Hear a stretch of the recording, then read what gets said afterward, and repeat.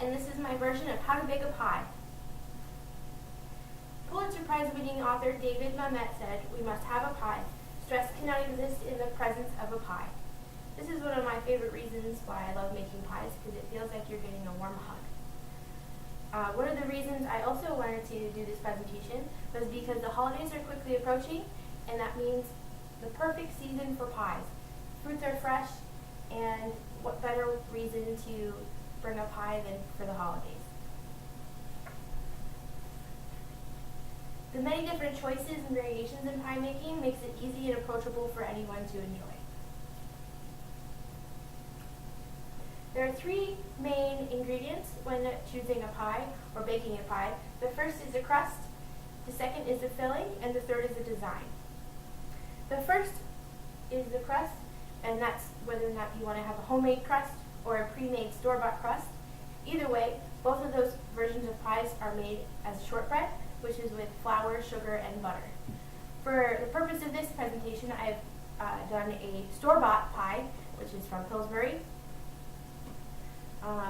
The second type of crust is homemade and is also shortbread, as I said before, but you can also choose a different type of crust, which would be graham cracker or an Oreo crust, depending on the type of filling that you want.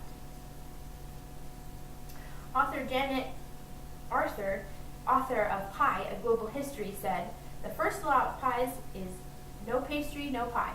So if you don't have a pastry, then it's not a pie." The second thing is the filling. The first step in choosing your filling is whether you want a sweet pie or a savory pie.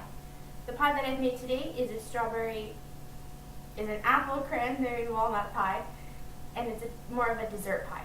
Although there have been members of my family that choose to eat it for breakfast. A breakfast pie usually is considered a quiche. If you want a dinner pie or a lunch pie, that's going to be more like a chicken pot pie or a meat pie. A recent study published by Delish magazine said that people can tell where you're from by the type of pie that you make. So somebody who makes an apple pie is probably going to be more from the north.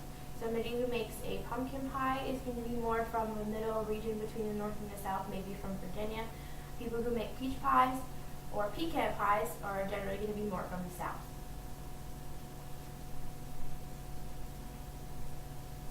Basic recipe that I use to make my pies is on the back of a Kraft Minute tapioca box, which involves just fruits, sugar, spices, tapioca, and any extras that you might want, like lemon zest, nuts, and extra fruit. This is just a basic outline that I use for any of my pies, and I add or subtract ingredients depending on the type of pie that I want to make. Once you've picked whether you want a sweet or savory pie, you then go on to the design of the pie crust that you put on top.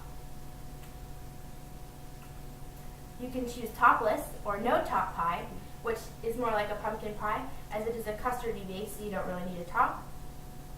You can do my personal favorite, which is a lattice top.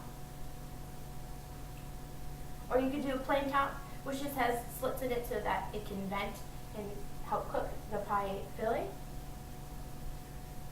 Once you've picked the design, you can preheat your oven to 400 degrees and bake your pie for 45 to 50 minutes until the filling is bubbling and the top is golden brown. Once you've done that, picked your crust, your filling, and your design, you're ready, set, and bake. Now this is the pie that I've made. I've decided to do a plain top, and you're going to cover it and take a fork all over the edges and just press down so that it seals the pie. Once you've done that, you're going to take a knife and put slits in the pie so that it vents, like I said before. If you have some preconceived notions about store-bought pie crust, as Ina Garten always says, store-bought's just fine. Thank you so much for listening to my presentation today.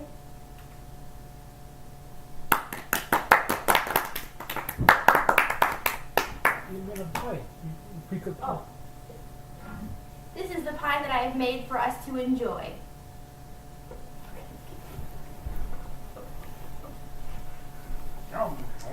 Looks pretty good.